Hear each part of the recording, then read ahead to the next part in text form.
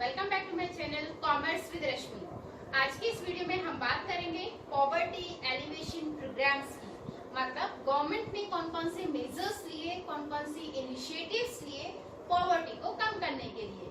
इससे पहले वाली वीडियोस में हम measures to remove poverty, causes of poverty, इन सब के बारे में ऑलरेडी बात कर चुके हैं।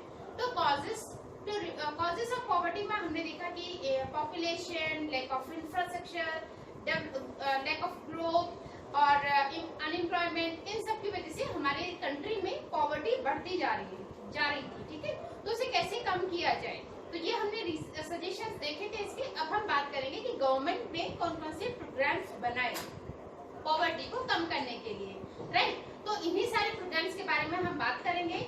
ये PAP पॉवर्टी एलिवेशन प्रोग्राम्स बहुत इंपॉर्टेंट टॉपिक है और आपके बोर्ड में इससे क्वेश्चन आना ही आना है।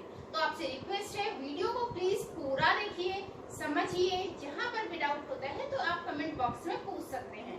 तो वीडियो स्टार्ट करते हैं विदाउट वेस्टिंग योर टाइम। तो यहाँ पर हम बात करेंगे मेजर्स अडॉप्टेड बाय गवर्नमेंट। एक और रिक्वेस्ट है आपसे, अगर वीडियो आपको अच्छी लगे तो प्लीज वीडियो को लाइक करिए और मेरे चैनल पर अगर नए हैं तो चैनल को सब्सक्राइब करिए। तो चलिए स्टार्ट करते हैं अपनी video. Measures adopted by government और पॉवर्टी एलिवेशन प्रोग्राम्स। ठीक है, कि पॉवर्टी को कम करने के लिए कौन कौन से प्रोग्राम्स बनाए गए। सो फर्स्ट वन इज स्वर्ण जयंती ग्राम स्वरोजगार योजना। नाम पर आप थोड़ा सा फोकस करिए। स्वर्ण जयंती ग्राम स्वरोजगार, ग्राम मतलब गांव, स्वरोजगार मतलब स्व मतलब अपना, रोजगार मतलब काम। तो अपना काम लोग करें, तो ग्राम स्वरोजगार योजना।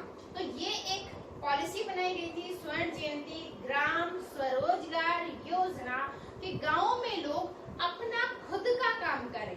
ठीक है, तो गवर्नमेंट ने कुछ ऐसे इनिशिएटिव्स दिए, कुछ ऐसी फैसिलिटीज प्रोवाइड की कि लोग अपना काम खुद शुरू कर सकें, उन्हें किसी के ऊपर कोई डिपेंड ना रहना पड़े, राइट। तो ये कैसे पॉसिबल था। सबसे पहले हम पॉलिसी के बारे में देख लेते हैं, इंट्रोडक्शन देख लेते हैं, कब ये पॉलिसी आई।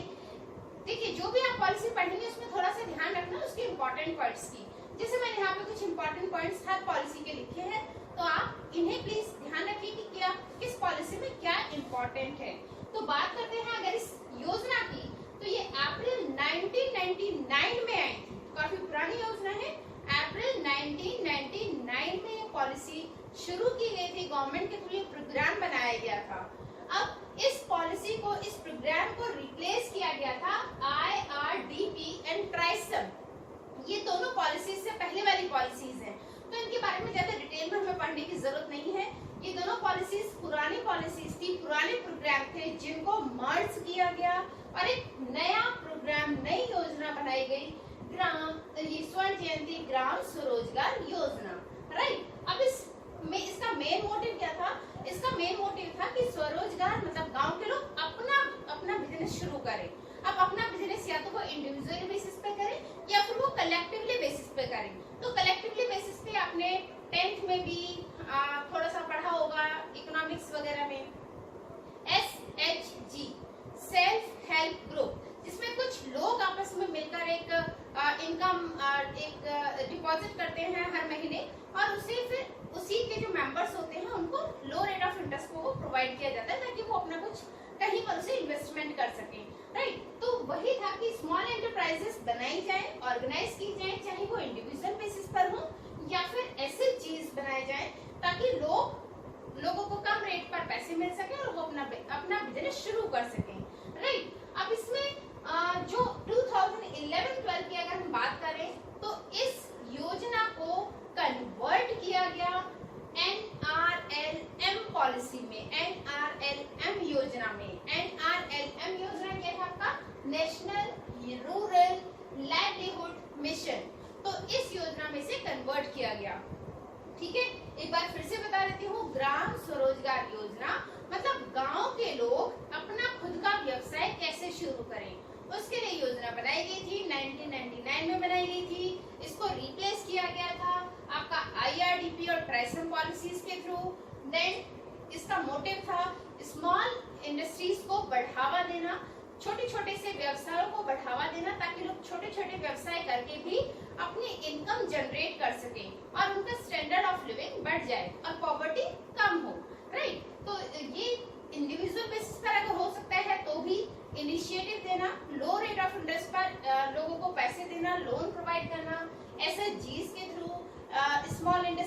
डेवलप कराना, बनाना, ठीक है। तो ये इसका काम था, ताकि गांव में छोटे छोटे इंडस्ट्रीज बने और लोग अपना काम खुद कर सकें, और लोग अपनी कंपनियां, अपने बिजनेस छोटे लेवल पर खुद स्टार्ट कर सकें, राइट। देन हमारा आता है national rural livelihood mission. National मतलब पूरी कंट्री में, रूरल मतलब गांव का ही एरिया, देन लाइवलीहुड रहने का तरीका, तो वहाँ जो लोग रह रहे थे, अपना जीवन यापन कर रहे थे, उसके लिए एक पॉलिसी बनाई गई, दैट इज NRLM। अभी हमने बात की कि इसको SGSY योजना को, स्वर्ण जयंती ग्राम स्वराज योजना को शिफ्ट किया गया था NRLM में, ठीक है। तो इस योजना को इसी में ही कंस्ट्रक्ट किया गया था। अब ये नेशनल रूरल लाइवलीहुड मिशन क्या था? आजीविका भी इसे हम बोलते हैं। आजीविका मतलब लोग अपने पूरे लाइफ को, अपने लाइफ को चलाने के लिए, जीने के लिए क्या काम करेंगे, कैसे उसे चलाएंगे अपनी लाइफ को, ठीक है। तो उसके लिए कहाँ से पैसे आएंगे, क्या वो करेंगे, उसके लिए एक पॉलिसी बनाई गई ताकि गरीबी को कम किया जाए। अब इस पॉलिसी को, जैसे मैंने अभी आपको बताया कि आजीविका भी कहा जाता है, इसका मोटिव था 2012 और 13 तक ये 150 डिस्ट्रिक्ट में इम्प्लीमेंट हो चुकी थी, पॉलिसी लागू हो चुकी थी। उसके बाद 2014-15 तक ये फिर से दूसरे 150 डिस्ट्रिक्ट्स में लागू हो चुकी थी, और अगर 2016-17 की हम बात करें तो पूरी कंट्री में ये इम्प्लीमेंट हो चुकी थी ये योजना, ठीक है। इसका मोटिव क्या था? लाइवलीहुड मिशन का मोटिव क्या था? इसका मोटिव था कि सेल्फ एम्प्लॉयमेंट मिले कम से कम 90 लाख लोगों को, 90 लाख लोगों को कम से कम रोजगार मिले, ठीक है। उन्हें सेल्फ एम्प्लॉयमेंट मिले, वो अपना रोजगार करें, राइट। तो ये था इसका मिशन, ये था इसका objective national rural livelihood mission का, जिसे मर्ज करने से पहले जो हमारी पॉलिसी थी वो थी हमारी स्वर्ण जयंती ग्राम स्वरोजगार योजना, राइट।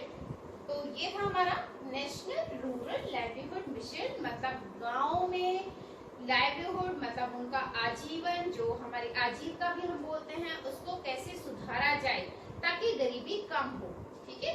सुधारने के लिए क्या किया था? 150 डिस्ट्रिक्ट्स में इम्प्लीमेंट किया गया 2012-13 तक, फिर 14-15 तक फिर से दूसरे 150 डिस्ट्रिक्ट्स में ये इम्प्लीमेंट किया गया, और 2016-17 तक ये पूरे देश में लागू हो चुका था। इसका मोटिव क्या था? कम से कम 90 लाख लोगों को रोजगार दिलाना, काम दिलाना, ठीक है, स्वरोजगार जनरेट करना, राइट। तो ये था इसका काम।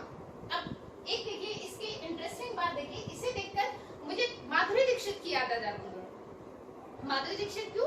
क्योंकि आपने देखा इसमें 12, 13, 14, 15, तो उसको वो गाना याद आ जाता है 1, 2, 3। तो आई होप आपको भी याद आ गया होगा, तो आप उससे भी याद रख सकते हैं इसको कि 12 और 13, फिर 14-15 में अलग अलग 150 डिस्ट्रिक्ट्स में ये योजना लागू हुई थी। नेक्स्ट योजना की अगर हम बात करें तो चलते हैं वापस पढ़ाई की तरफ, माधुरी दीक्षित को थोड़ा सा भूल जाते हैं। नेक्स्ट संपूर्ण ग्रामीण रोजगार योजना, संपूर्ण ग्रामीण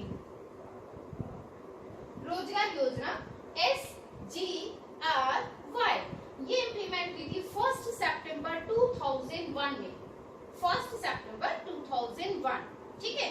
अब इसमें क्या था? इसके लिए भी इससे पहले 2 योजनाएं थी जिन्हें मर्ज किया गया था एक ही योजना में, मतलब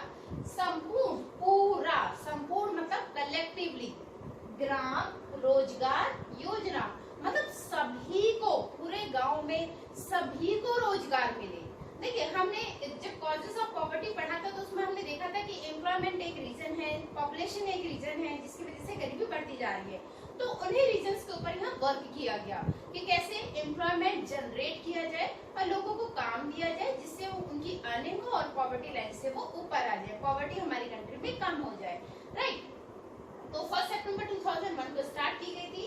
ये 2 योजना थी हमारी इससे पहले, जवाहर ग्राम समृद्धि योजना और एम्प्लॉयमेंट एश्योरेंस स्कीम।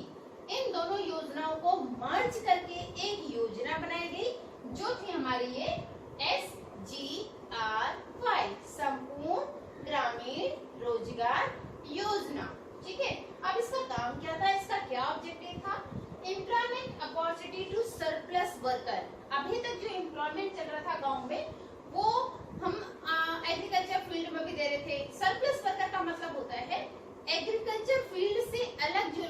करते हैं, मजदूरी वगैरह जो लोग काम करते हैं, जो खेती को छोड़कर बाकी काम करते हैं। तो यहाँ ऐसे लोगों पर भी ध्यान दिया गया कि उनके लिए एम्प्लॉयमेंट कैसे जनरेट हो, उनके लिए एम्प्लॉयमेंट जनरेट करने का एक लक्ष्य रखा गया, एक ऑब्जेक्टिव रखा गया। Then development of regional economic and social conditions, regional क्षेत्र के हिसाब से भी, इकोनॉमिक आर्थिक व्यवस्था के हिसाब से भी, एंड सोशल सामाजिक विकास किया जाए उनका, ठीक है। Then development of infrastructure, infrastructure मतलब जगह जगह पर रोड बनाए जाए ताकि गांव को शहरों से कनेक्ट किया जाए, एम्प्लॉयमेंट इजी होगा।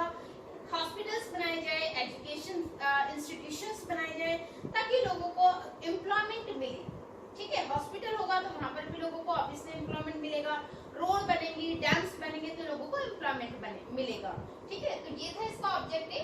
Then 100 crore man days for labour, इसका एक और मेन ऑब्जेक्टिव हम यहाँ पर ध्यान रखना, 100 करोड़ मैन मतलब पर डे, एक दिन में कम से कम 100 करोड़ लोगों को देश के हिसाब से उन्हें काम देना, लेबर वर्क, उन्हें काम एम्प्लॉयमेंट देना, ठीक है।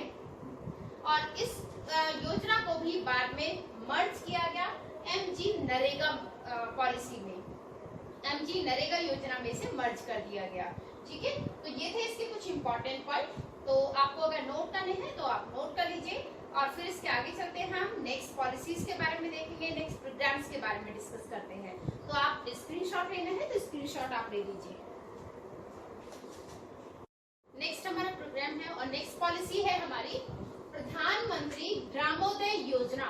प्रधानमंत्री हम सभी जानते हैं पीएम, ग्रामोदय गांव का उदय मतलब गांव में तरक्की करना, उसके लिए एक योजना बनाई गई थी। इस योजना की शुरुआत हुई थी 2001 में, तो 2001 में ये योजना शुरू की गई थी। इस योजना में जो टारगेट रखा गया था वो था स्टैंडर्ड ऑफ लिविंग बढ़ाना, मतलब लोगों का जीवन यापन, लोगों की जिंदगी कैसे और ज्यादा सुधर सकती है, कैसे इम्प्रूव हो सकती है, उसके बारे में डिसीजन लेना, उसके लिए कुछ करना। तो यहाँ पर गवर्नमेंट ने 5 अपने पॉइंट रखे थे जिन पर ज्यादा फोकस किया गया था, जिसमें थे हमारे हेल्थ, मतलब हेल्थ पर ज्यादा ध्यान देगी government. Then primary education, primary education होती है 1 to 5, ठीक है। देन ड्रिंकिंग वाटर, पानी उन्हें प्रोवाइड करे, हाउसिंग, घर दे, एंड रोड्स, रोड ताकि जो कनेक्ट करे गांवों को शहरों से। तो ये कुछ बेसिक नीड्स ऐसी थी जिसके ऊपर काम किया गया ताकि गरीबों को अगर ये बेसिक नीड मिलेगी तो उनकी स्टैंडर्ड ऑफ लिविंग इंप्रूव होगी और गरीबी लाइन से वो बाहर आएंगे, गरीबी कम होगी, ठीक है। तो यहाँ इन चीजों पर फोकस करने के लिए गवर्नमेंट ने 3 प्रोजेक्ट्स इसमें बनाए थे, 3 प्रोजेक्ट को इसमें इंक्लूड किया गया था, जिसमें था फर्स्ट प्रधानमंत्री ग्राम सड़क योजना, सेकेंड था प्रधानमंत्री ग्रामीण आवास योजना जो आप अभी भी देख रहे हैं, तो अभी भी ये प्रधानमंत्री ग्राम आवास योजना है। देन प्रधानमंत्री ड्रिंकिंग वाटर योजना।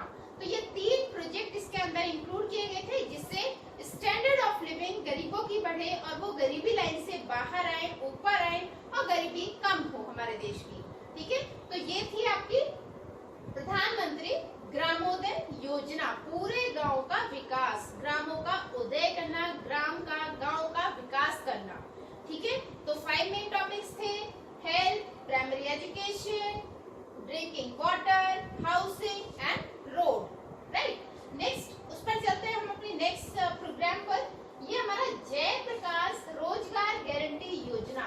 तो जयप्रकाश नाम है, रोजगार गारंटी योजना, रोजगार मतलब काम देना, गारंटी मतलब किसी चीज की गारंटी जो हम देते हैं, देन योजना, तो इसकी योजना बनाई गई थी जयप्रकाश रोजगार गारंटी योजना। इसके अंतर्गत ये कोशिश की गई थी कि सभी लोगों को ज्यादा से ज्यादा रोजगार मिले, एम्प्लॉयमेंट मिले, ठीक है। तो ये जो स्पेशली की गई थी बैकवर्ड एरियाज के लिए की गई थी कि जो पिछड़े इलाके हैं वहां पर लोगों को काम दिया जाए ताकि वहां पर उन लोगों की जो लिविंग है वो थोड़ी सी इम्प्रूव हो सके, लोग थोड़ा सा अर्न कर सके, लोगों की जिंदगी सुधर सके, उनकी लाइफ इम्प्रूव हो सके, ठीक है। तो इसका मोटिव था बैकवर्ड पिछड़े इलाके में लोगों को एम्प्लॉयमेंट देना, राइट। नेक्स्ट पॉलिसी की बात करें तो स्वर्ण जयंती शहरी रोजगार योजना, तो अभी तक हमने जितनी भी योजनाएं पढ़ी वो गाँव के लिए थी। अब ये एक योजना शहर के लिए बनाई गई, शहरीकरण के लिए, ठीक है। तो स्वर्ण जयंती शहरी रोजगार योजना ये लॉन्च की गई थी 1 दिसंबर 1997 में, राइट। अब इसका क्या काम था, इसे 2 योजनाओं के बदले में लेकर आया गया था। 2 योजनाओं को हटाकर ये एक नई योजना बनाई गई थी। वो दोनों योजना कौन सी थी, Nehru Rozgar Yojana and prime minister's integrated urban poverty eradication programme. तो ये 2 पॉलिसीज हटाई गई थी और इस नई योजना को लेकर आया गया था, नई योजना। तो यहाँ पर ये 2 प्रोग्राम, 2 योजनाओं को मर्ज करके एक योजना बनाई गई थी। कौन कौन सी थी ये फिर से बता देती हूँ, नेहरू रोजगार योजना और prime minister integrated urban poverty eradication programme. तो इन दोनों को मिलाकर एक नई योजना बनाई गई जिसका नाम था स्वर्ण जयंती शहरी रोजगार योजना, मतलब शहरों में रोजगार देना, ठीक है। अभी तक हम गांव की बात करते हैं, शहरों में रोजगार देने की योजना बनाई गई।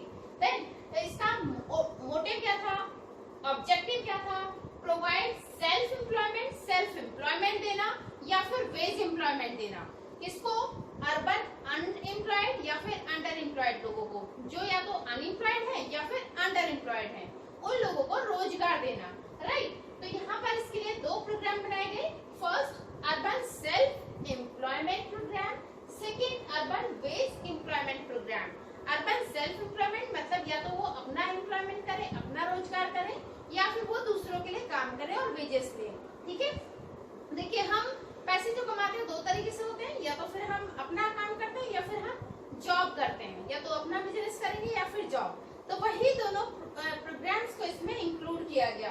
तो सेल्फ एम्प्लॉयमेंट मतलब अपना काम करें, और सेकेंड वेज एम्प्लॉयमेंट मतलब जॉब वगैरह करें या दूसरों के लिए काम करें, ठीक है। तो ये 2 प्रोजेक्ट इसमें इंक्लूड किए गए थे ताकि लोगों को, शहर में रहने वाले लोगों को एम्प्लॉयमेंट दे सके।